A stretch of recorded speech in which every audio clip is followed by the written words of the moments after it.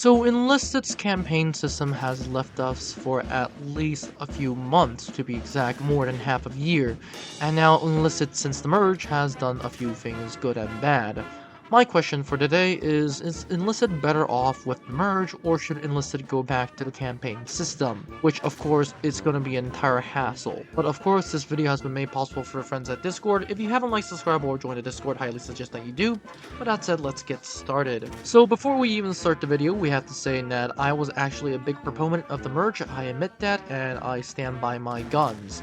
The only issue I had a gripe with was how Enlisted implemented the merge, and you could see a lot how they implemented it, and in my opinion, they did a good job, but it could have been so much better, and let me explain. Some of the issues, including the merge, is the population imbalance. So the main issue of trying to solve the merge was trying to get everyone in a single tier tree, or should I say a single player base, or should I say a single campaign, because previously there were many split campaigns in which you just had to play a game and voila. The issue with that is that some factions have way too many players and other factions have either the worst players or very bad players or don't have any players at all, which is actually not uncommon as of right now from what I've seen. Personally, it's literally an issue with Enlisted getting more players, so that is an imbalance that they could fix over time, although I would argue they should fix as soon as possible.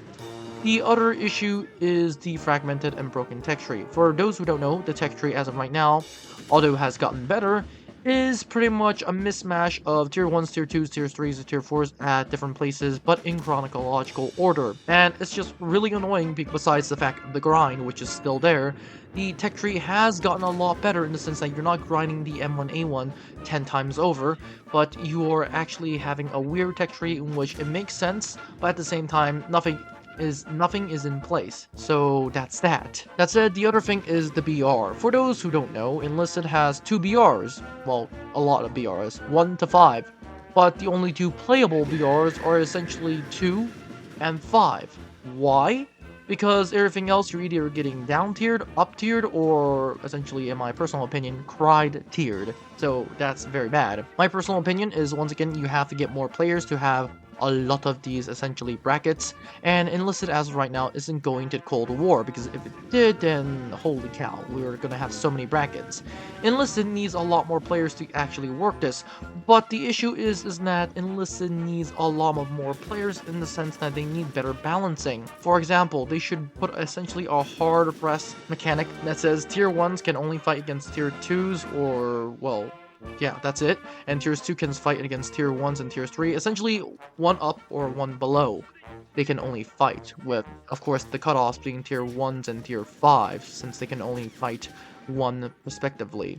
That said, the entire battle rating originally was an issue, but for some reason, Enlisted as of right now has made it either a more of an issue and then a downside. For one, the balancing has gotten a lot better. For example, tier 5s are mostly fighting tier 5s, and I'll be surprised if someone is bringing a bolt action to a tier 5 game or a T28 to a tier 5 game. Has happened, and I'm gonna admit it is pretty surprising for me. That said, back then, it felt a lot more simpler, or should I say a lot more relaxing. For example, in the Battle of Tunisia or in the Battle of Moscow, there were assault rifles at the late stage of the game, but for the most time, it felt really good to play as the Germans or to play as the Soviets, even if you're outclassed, and not because you have better weapons.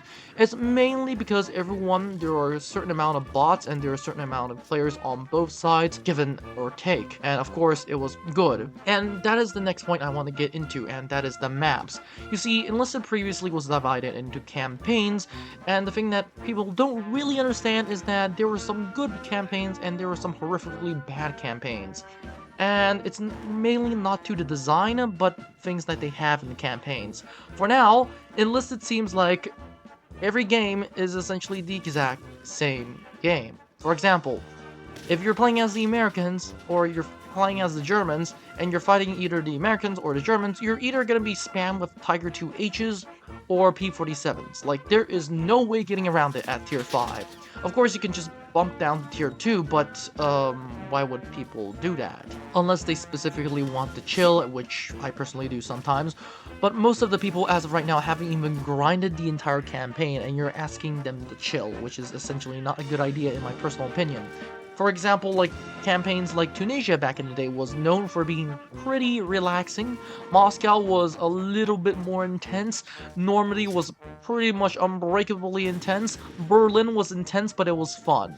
And now it's like every campaign, shall I say, map is essentially the same with P-47s, Tiger 2Hs, and Federal Spam, which is, if you want me to be honest, is gonna be pretty fair.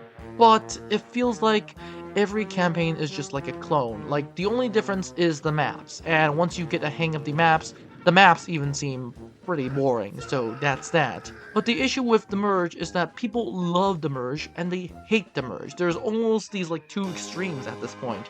And to my personal opinion, the merge is not inherently bad. I stick to my guns about that. And the merge is not inherently bad. The issue was that Enlisted did it in a way that it was really hard for people to wrap their heads around. For example, the progression was pretty much destroyed, or should I say, it was mixed up and jumbled. Now they've done a better job of fixing it, but still like a complete mess. Like tier 1s, they're not in tier 1s, tier 2s are either in tier 3s or tier 1s, and the list goes on. And the other thing was that the good thing about the campaign system they took away, which is the fact that you can just switch campaigns and play the one specific map. For example, if today I would just wanted to play Normandy, for example, I can just go into the game and play Normandy. Or should I say, if I wanted to relax and chill, I'd just go into Tunisia, or Moscow, or vice versa. Or if I want to have some actual fun, I go into Berlin. Now, it's essentially like banging your head against a wall multiple times because it's pretty much the exact same thing with no difference. The good thing about Berlin, Moscow, and Tunisia is that you have different endgame weapons. Of course, at the same time, you have the exact same weapons, but the amount of weapons, the weapons you can use for those endgames is quite different. So that's that. Overall, in my opinion, the merge has its upsides, and the campaign also has its upside. My personal opinion is for Enlisted to change a lot of things. For example, my personal opinion is for Enlisted to essentially have the players consider what maps they want to play, and I don't understand why there are Moscow, Normandy, Berlin, Tunisia, Stalingrad, Pacific War maps if some factions are only limited to a few. For example, it makes sense for the Japanese to have only the Pacific War because, well, it makes sense. The only issue with that is that there's a lot of few maps in the Pacific War, and every time you played the Japanese, it feels like you're playing the exact same map over and over and over and over again. On the other hand, if you play the Germans, why aren't you being able to play Moscow, Tunisia, and Stalingrad if you're tier 5? Why are you only sticking with Normandy, Berlin, and sometimes Stalingrad and Rzhev? Like, that's my gripe. Like, they should give us all the maps, because, let's be honest, like, we need a lot more maps in the system. And let the players choose their maps. For example, there should be filters in which players choose, I only want to play Moscow today, or I only want to play Tunisia today, or vice versa, I only want to play like, the list can go on and on.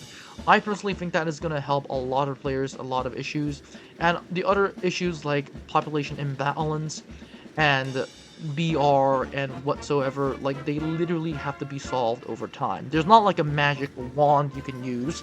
Well, unless Enlisted tries to promote very hard, then I would suggest that Enlisted, well, promotes very hard, and they need a lot of new players for player imbalance, BRs to make essentially fair and whatsoever. Honestly, Enlisted has their work cut out for them. And although the campaign system was a good system, the merge, in my opinion, was better. Of course, there are also good sides and bad sides of both systems. Sometimes I want to play the campaign system, I'm gonna be honest, and sometimes, well, I just want to stick to the merge because it makes sense. That's it, that is all it for the video. What do you guys prefer, the merge or the campaign? And I'll see you in the next one.